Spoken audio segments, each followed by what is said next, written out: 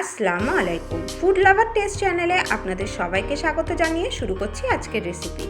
আজ আমি আপনাদেরকে বানিয়ে দেখাবো সন্দেশ। তো চলুন রেসিপিটি তাহলে শুরু করা যাক। এই সন্দেশটা বানানোর জন্য প্রথমে আমি একটি কড়াই নিয়ে নিয়েছি। কড়াইতে আমি দিয়ে দিলাম 250 ml লিকুইড দুধ। এই পর্যায়ে কিন্তু গ্যাসের ফ্লেমটা বন্ধই আছে। লিকুইড দুধটা দেওয়ার পরে এবার আমি এর মধ্যে দিয়ে দিলাম 4 চামচ গুঁড়ো দুধ। গুঁড়ো দুধটা দেওয়ার পরে একটি হ্যান্ড হুইস্কের সাহায্যে সব কিছুকে খুব ভালোভাবে মিশিয়ে নেব।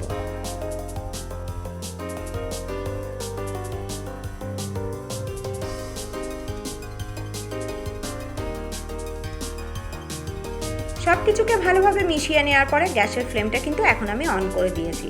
লো টু মিডিয়াম ফ্লেমে এই দুধটা একবার ফোটা পর্যন্ত অপেক্ষা করব। আর দুধটা ফোটানোর সময় এর মধ্যে দিয়ে দেবো একটা ছোট এলাচ। ছোট এলাচের মুখটা কিন্তু আমি ফাটিয়ে নিয়েছি।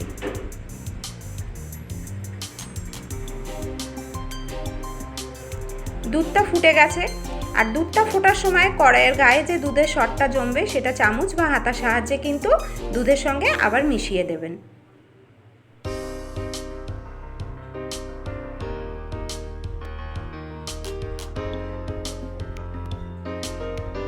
দুধটা কিন্তু ফুটে অনেকটাই ঘন হয়ে এসছে। আর দুধের যা কিছু সর জমছে সব কিছুই কিন্তু আমি চামচের সাহায্যে আবার দুধের মধ্যে মিশিয়ে দিচ্ছি। এবার আমি এর মধ্যে দিয়ে দেবো স্বাদ মতন চিনি। চিনিটা দেওয়ার পরে আবারও সব কিছুকে খুব ভালোভাবে একবার মিশিয়ে নেব। এই পর্যায়ে কিন্তু গ্যাসের ফ্লেম লো টু মিডিয়ামেই থাকবে। সব কিছু মেশানো হয়ে গেলে এবার এর মধ্যে দিয়ে দেবো 1 চামচ ভিনিগার। ভিনিগারটা দেওয়ার পরে আবারও সব কিছুকে একবার খুব ভালোভাবে মিশিয়ে নেব। এই ভিনিগারটা দেওয়ার ফলেই কিন্তু দুধটা দানা কাটা শুরু হয়ে যাবে। আমরা কিন্তু দুধ আর দুধের জলটাকে কিন্তু পুরো আলাদা করে দিয়ে ছানা তৈরি করব না, শুধুমাত্র যেন দুধটা অল্প একটু দানা কাটে সেই রকমের জন্যই কিন্তু আমরা ভিনিগারটা এখানে দেব। ভিনিগারটা দেওয়ার পরে সব কিছুকে আবারও খুব ভালোভাবে মিশিয়ে নিলাম।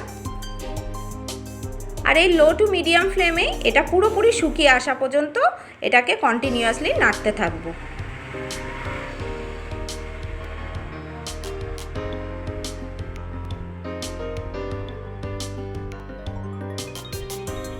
অনেকটাই কিন্তু শুকিয়ে এসছে, আপনারা দেখতেই পাচ্ছেন। সন্দেশটা কিন্তু প্রায় আমাদের তৈরি হয়ে গেছে। সন্দেশটা এখন পুরোপুরি তৈরি হয়ে গেছে। এই পর্যায়ে গ্যাসের ফ্লেমটা বন্ধ করে দেব। এবারে আপনারা আপনাদের পছন্দ মতন এটা গরম বা ঠান্ডা সার্ভ করতে পারেন। আমার এই রেসিপিটা ভালো লাগলে আমার চ্যানেলটিকে সাবস্ক্রাইব করে আমার পাশে থাকবেন।